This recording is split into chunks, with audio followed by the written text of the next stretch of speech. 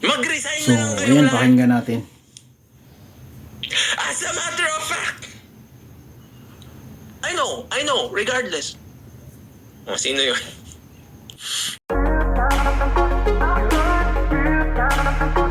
So, ayan, yeah boy, what's up mga ka-rides? Good evening in the house show. Ayan, ngayong gabi syempre, mayroon na naman tayong panibagong reaction video, no? So, magre-react ko tayo dito sa upload ni Attorney, no? Sa kanyang bagong reaction video din, sa video ni Idol Rapi Tulfo. So, sabay-sabay natin panoorin to. Pero bago lang lahat, syempre, don't forget to follow and subscribe and hit the notification para lagi kang updated sa aking mga video. So, ayan. So, panoorin natin to dahil si Attorney nanggagalaiti na naman, you know. So, let's go. Si Rapi. So, ayan, sabay-sabay natin Sinabihan panoorin. yung mga tao na itigil ang pagmarites. Pero dito sa title niya, pag sinabi, titignan nyo, yung nag-title ng video na ito, Rapi Tulfo, itigil ang pagmarites ni Mr. Sabariaga sa Senate hearing, sabi niya. So, in-specify niya na ang titigil lang sa pagmarites si Mr. Sabariaga. Uy, di nga. Wala namang sinabing ganun, titigil eh. So, panoorin pa natin, tingnan mo. Parang ini-imply niya rin dito na okay lang magmarites pag si Rafi Tulfo. Di ba? Tingnan niyo kasi yung sinabi ni Rafi Tulfo, mga kapalas natin. Actually, this is an internal issue regarding the integrity of the people there involved. Integrity! Marites that I gathered, or the sumbong that I gathered, is that there were breaches of confidentiality. Hanggang marites na lang tayo. Narinig niyo naman yung sinabi niya, hanggang marites na lang tayo. Buti naman. Uy, di naman yung kasali. Intindihin mo kasi yung sinasabi niya, hindi yung gaganunin mo. Tawa, kakatawa to. Sinali niya yung sarili Hindi niya, di naman ba? yung tinutumbok. Na hanggang Tingnan mo may ito pa. Sige. marites na lang tayo. Sabi niya, hindi na Senate House yan, Tulfo House na eh, puro siya na lang. O titignan niyo kasi siya lang talaga nakaupo doon. God help the Philippines. Inggit na inggit. Gusto mo lang si po. Rafi Tulfo. So, ayan na nga, kung mapapansin natin, talagang halata sa mukha niyang talagang dismayado niya, no? Siguro nasa isip niya, dapat ako na lang nandyan. Tumakbo ka muna bago ka umupo dyan. Talagang halatang naiinggit ka eh.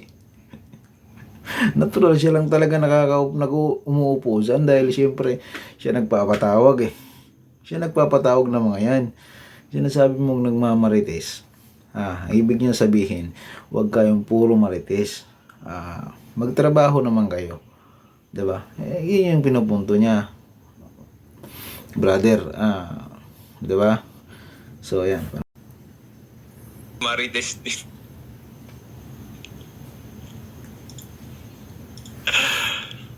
Tapos magpa-promise ng batas, wala.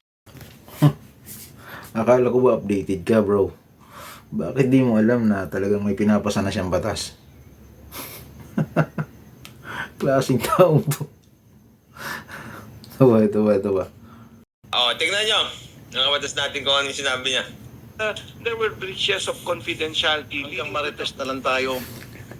Dapat lahat na sinasabi natin dito supported by documents. Yeah, Dapat lahat ng sinasabi dito supported by documents. Alam ko yan. Yun na nga. Matagal na. Tingnan mo yung itsura na ito. Halatang inggitiro talaga. Talagang naiinggit. Tingnan mo ngiti nito. Gano'n naman talaga.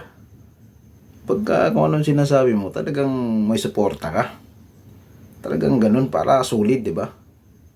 Tapos ganyan tumatawa ka. Alam mo naman sa sarili mo na ganun talaga ang proseso. Di ba? Ito talaga to tao to.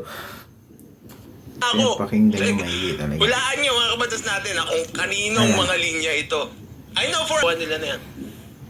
In fact, I can name names. %99%. Okay, 90% Ganyan sila. Yung mga taga-NLRC, itong mga ito, inutil. INUTIL. Hindi ginagawa yung trabaho. Mag-resign na lang kayong lahat. As a matter of fact, alam ko yan. Tapos pag sinabihan ng facts, regardless. I know, regardless. O, sino yun? Name that person. Tapos ngayon, ang litanya niya, mga kapatid. Alam mo brother, yung mga ganyang klaseng senador, dapat talaga yung nakaupo dyan. Kasi yan yung mga nalalapitan.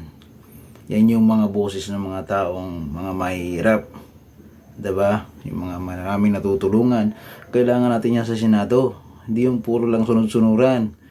Diba? Alam mo sa sarili mo yan. Kasi kung walang brusko dyan, walang mupupus sa kanila para gumawa ng maganda, walang mangyayari sa atin, di ba? Walang mangyayari sa atong gobyerno. Kaya yung tulad niyan, sinasabi na ni Idol before na pag tumakbo siya, lahat ng may mga ginagawang katiwalian, papatawag niya. Kaya yan, iisa-isang pinapatawag niya na, di ba?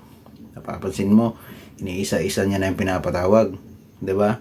Kaya yung mga content po, libre na naman. Di ba? Kasi ang dami niya pa, abangan mo lang. Marami pa siyang pwedeng ipapatawag dyan. At saka talagang nakalista na yan kung sino dyan ang una, pangalawa, pangatlong papatawag na dyan. Marami pa yan bro, dahil sa haba na nga ng panunungkulan niya as pamamahayag, marami na siyang talagang alam, maraming source, di ba? Kaya ikaw, sige, hanggat magre-reaction video ka, ako gagawa din ako ng reaction video para sa'yo. Okay? So, kung gusto mong umupo sa Senado, tumakbo ka muna. Halata sa mga ngiti mo na talagang naiinggit ka, insecure, di ba? Na dapat ikaw andon dahil abogado ka. Ay wala kang case. At least sa'yo. Show.